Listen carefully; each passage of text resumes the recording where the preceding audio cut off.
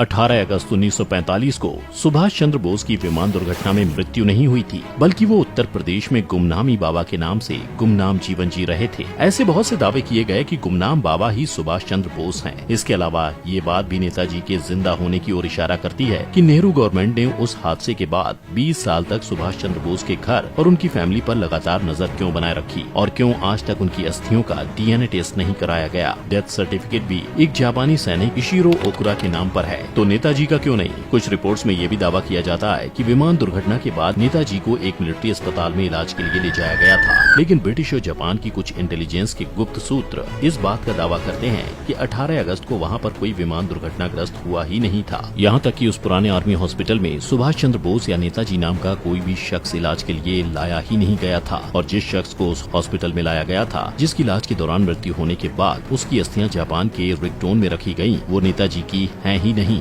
बल्कि वो किसी जापान के व्यक्ति की है। उत्तर प्रदेश के गुमनामी बाबा की मृत्यु के बाद जब उनके कमरे में रखे हुए बक्से को खंगाला गया तो उसमें से नेताजी और उनके परिवार की कई चीजें और तस्वीरें सामने आई। उस बक्से से जर्मन दूरबीन भी मिली जो नेताजी प्रयोग करते थे, और सबसे बड़ा सबूत उसी बक्से से कई ऐसे लोगों के खत मिले जो नेताजी को बहुत ही करीब से जानते थे। पवित्र मोहन राय INA कमांडर की चिट्ठियां भी शामिल थीं। ऐसी बहुत सी चीजें हैं जो इस बात की ओर इशारा करती हैं कि ये गुमनामी बाबा और सुभाष चंद्र बोस दोनों एक ही शख्स थे। इस बात से पर्दा उठाती है अमेरिकन सर्टिफाइड एग्जामिनर कार्ल बजट की रिपोर्ट। उसने उन दोनों के द्वारा लिखे गए कुछ खतों की जांच की, जिसमें उसने पाया कि दोनों की हैंडराइटिंग में बहुत कुछ समान है। क्या ये सारे सबूत आपको भी इस बात के लिए सोचने को मजबूर करते हैं कि नेताजी वाकई में 1945 के बाद जिंदा थे? नेताजी की मौत से पर्दा उठाने के लिए एक इंक्वायरी 1949 में शुरू की गई। जवाहरलाल नेहरू ने इतिहासकार प्रतुल चंद्र गुप्ता को इस सच से पर्दा उठाने के लिए अपॉइंट किया था। उन्होंने नेताजी के ऊपर विस्तार से शोध किया। इसके बाद उन्होंने एक किताब भी लिखी जिसमें नेताजी के INA मिलिट्री ऑपरेशन के बारे में विस्तार से बातों का उल्लेख किया गया, लेकिन इस 390 पेज की किताब को छपने ही नहीं दिया गया। लोगों को लगा था कि अब शायद नेताजी और INA के द्वारा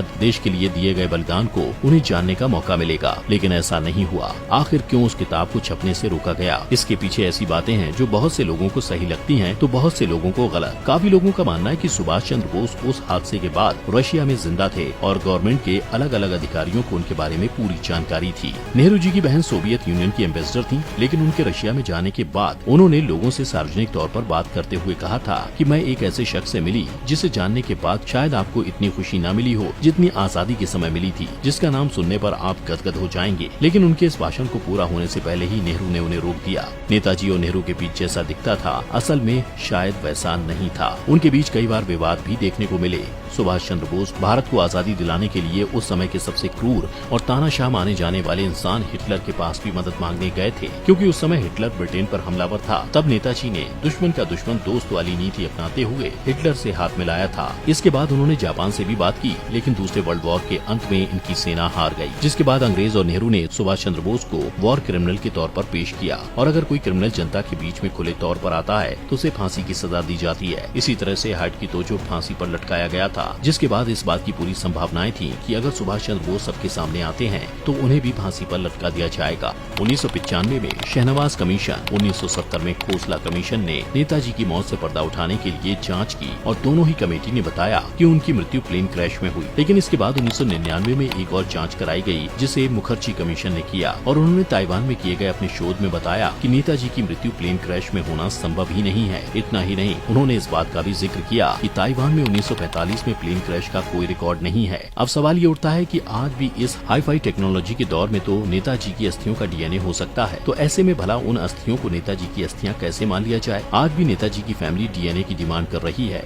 जिससे ये साबित हो जाएगा कि वो वाकई में नेताजी की अस्थियां हैं या फिर किसी और की। नेताजी की मौत से पर्दा उठाने के लिए सरकार ने 2016 में बहुत सारी सीक्रेट फाइल्स को पब्लिश कर दिया, लेकिन ये सारे डॉक्यूमेंट आधे अधूरे हैं, जिससे कुछ भी साबित नहीं होता। बल्कि सवाल ये उठता है कि इन सारे डॉक्यूमेंट्स को नष्ट कर दिया गया था या ये सच में अपने आप गुम हो गए थे। लेकिन नेताजी इतने महत्वपूर्ण क्यों थे? कैसे 20,000 ब्रिटिश भारत के 30 करोड़ लोगों पर राज कर सकते थे? ये बिल्कुल असंभव है। लेकिन वो राज करने में कामयाब इसलिए हुए क्योंकि अंग्रेजों ने इन्हीं 30 करोड़ लोगों को अपनी सेना में शामिल कर लिया था, और अंग्रेजों की लड़ाई जीतने में हमारे ही देश के लोग मदद कर रहे थे। इस बात का नमूना वह 1857 की लड़ाई में देख चुके थे। एक ब्रिटिश गवर्नर जनरल ने कहा था कि अगर हर एक भारतवासी सिर्फ एक मुट्ठी भरकर मिट्टी अंग्रेज के ऊपर फेंकता है तो अंग्रेजों का पूरा साम्राज्य उसमें दब जाएगा। नेताजी ने अंग्रेजों के इसी डर को पहचान लिया। अब जरा सोचिए, अगर नेताजी जिंदा होते तो वो शायद देश के प्रधानमंत्री होते, क्योंकि उन्होंने देश कैसा होगा, देश की पॉलिसी क्या होगी, देश की सेना कैसी होगी, देश की जनता को क्या क्या चाहिए और दुश्मनों को अपने देश से कैसे दूर रखना है, इन सब बातों पर बहुत पहले से प्लान किया हुआ था। लेकिन अब वो हमारे बीच नहीं है। उनके बलिदान और सम्मान में कमेंट बॉक्स में जय हिंद जरूर लिखें। जय हिंद।